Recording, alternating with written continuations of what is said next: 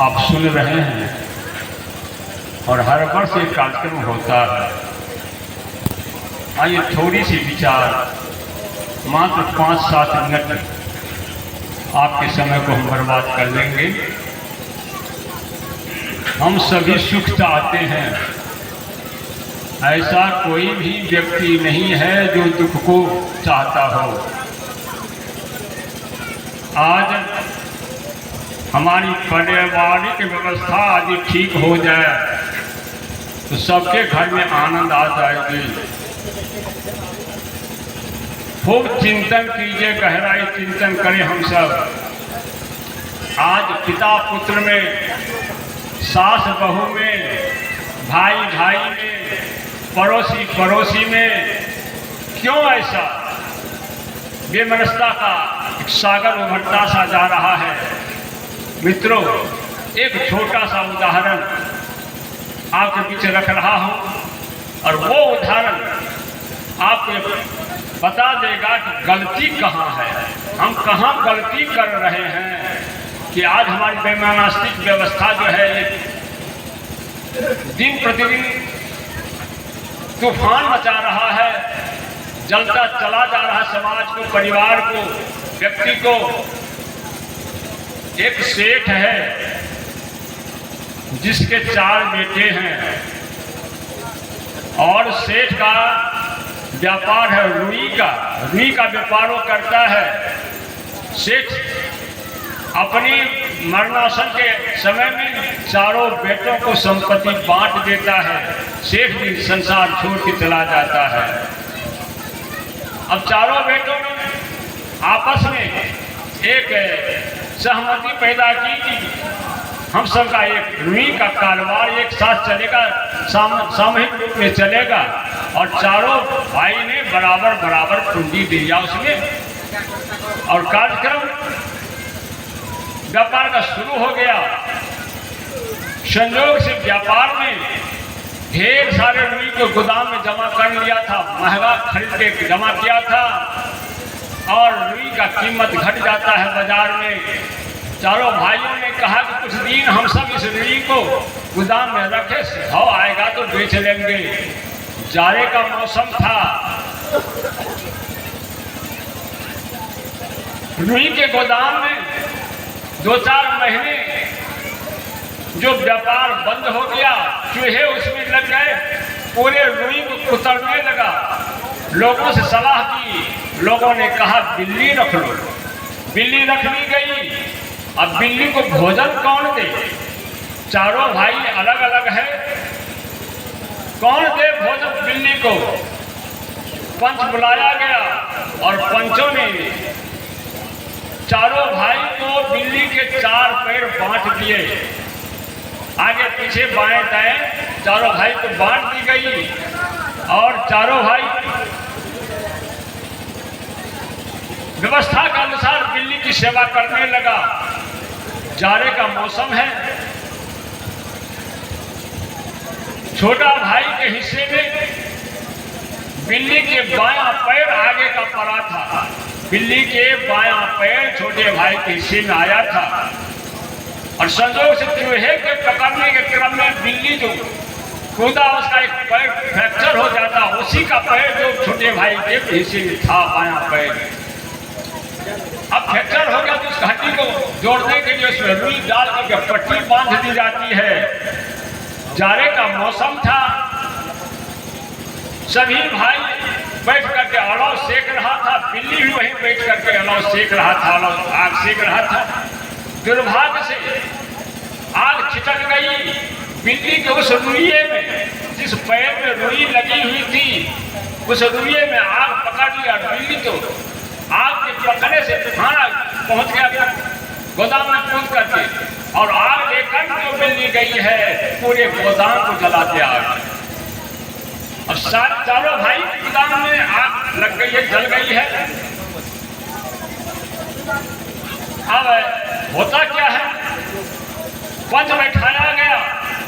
ये जो क्षति हुई है, 4 भाई की जो क्षति हुई है, इसका भरपाई कौन करे?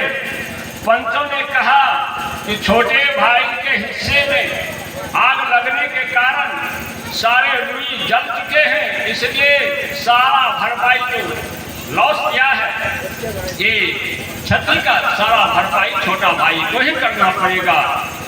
मैं आप सबों से पूछना चाहता हूँ कि क्या वह पंच जो ऐसा किया इंसाफ ठीक हुआ?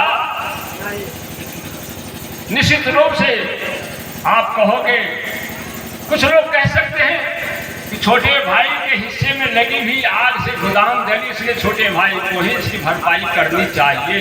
लेकिन ऐसा इंसाफ नहीं हो सकता। एक संत आता, पंच ने इंसाफ तो कर दिया, छोटे भाई को सारा खर्च देना होगा। एक संत आते हैं, संत के यहाँ वो लड़का जाता, गुहार करता है, संत ने कहा चलो हम आ रहे हैं। संत गया, फैसला सुना। संत ने कहा अरे भैया,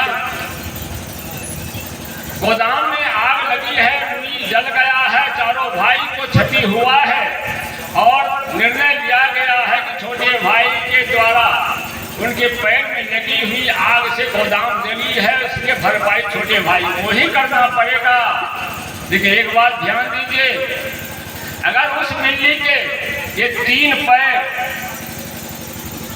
सोचिए अगर उस बिल्ली के ये 3 पैर जो सही सलामत था, उस टूटे हुए पैर को यदि सहारा नहीं दिया होता, समझ रहे हैं ना, टूटे हुए पैर को ये 3 पैर जो सही सलामत था बिल्ली का, अगर सही सलामत सहारा नहीं दिया होता तो बिल्ली कभी भी टूट के रुए के गोदाम में नहीं जा सकती थी। इससे यह साबित हो जाता है कि निश्चित रूप से उस तीनों भाई का उस गोदाम को जलाने में गलती है। ठीक यही क्रिया आज हमारी पारिवारिक व्यवस्था, सामाजिक व्यवस्था में चल रही है। आज सास बहू, आप इस मंत्र को ध्यान से लेना, आज सास बहू यदि अपने जीवन में सुख पाना चाहते हैं, पिता पुत्र सुख पाना चाहते हैं जीवन में, भाई भाई सुख पाना चाहते हैं यदि आप जीवन में, इस मंत्र को हमेशा गांठ बंध के रखना। सबके गुण अपनी हमेशा गलतियां देखा करो।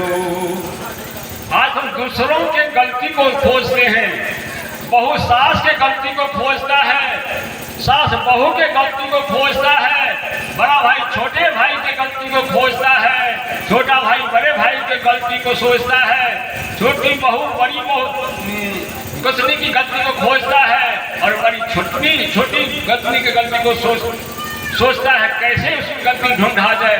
लेकिन यहाँ संत कबीर कहते हैं या सबके गुण अपनी हमेशा गलतियां देखा करो।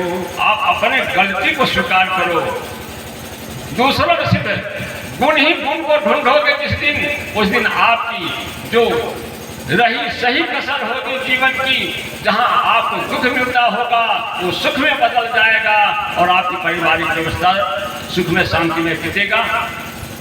ये तो थोड़ा सा मैं आपको एक निवेदन किया और इस अंतिम वेला में आप सबने, संत गुरुजनों ने, आप श्रोता भगवान, आप ग्रामीण बंधुओं, इस गर्मी में आपने जो ये योगदान दिया समय का, इसके लिए ये मंच, ये आश्रम आपसे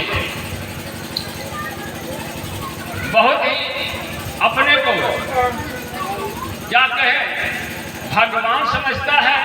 आप जैसे महान संत गुरुजनों का, आप जैसे महान ग्रामीण बंधुओं का, आप जैसे महान श्रोता बंधुओं का सहयोग मिला, इसलिए हम अपने को बहुत ही भगवान समझते हैं। और आप तमाम श्रोता बंधुओं, ग्रामीण बंधुओं और संत भगवान से भी मैं निवेदन करूंगा कि इस आश्रम से आपके व्यवहारिक जीवन में कहीं कुछ त्रुटि रह गई होगी, आप इस आश्रम के तमाम कार्यकर्ताओं को अपना दास समझकर उसको क्षमा करेंगे। साथ ही अगले वर्ष पुनः इसी समय में, इसी ज्येष्ठ पूर्णिमा के समय में अगले वर्ष भी मैं रहूं इस शरीर में या न रहूं, लेकिन समाज रहेगा, ये परिवार रहेगा, आप सबको पुनः आमंत्रित की जाएगी। आप सब रहेंगे तो निश्चित रूप से इस तमाम परिवार के लोगों को, इस तमाम समाज के लोगों को आप लोग आकर के सहयोग करेंगे। बस यही आपसे विनती है, यही आपसे आरजू है, प्रार्थना है। आइए हम सब मिलकर के आरती करें। भोजन तैयार है। व्यवधान हो जाने के कारण ये थोड़ा सा लंबा समय कर दिया गया। इस व्यवधान के लिए हम आप सब से क्षमा प्रार्थी हैं, क्षमा करेंगे। और मैं एक निवेदन कि सिर्फ अभी का जो पंगत होगा, जो बाहर निकलने वाले हैं, जो जाने वाले हैं, सिर्फ उन्हीं की पंगत होगी। हम अपने ग्रामीण बंधुओं से निवेदन करेंगे, अपने समाज के लोगों से निवेदन करेंगे कि आप सिर्फ सहयोग करें। हम संत गुरुजनों को भोजन ठीक से करा लें, फिर तो हम सब बैठ करके खाएंगे। साहेबंदगी, साहेबंदगी, साहेबंदगी।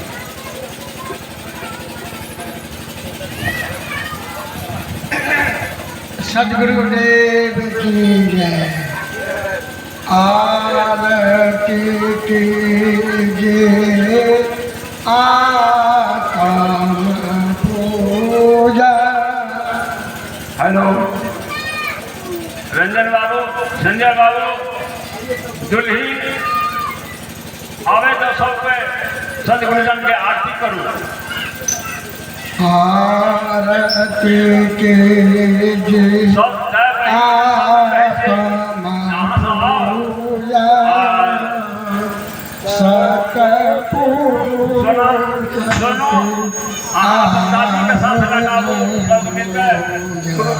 भगवान की आरती करने जाओ।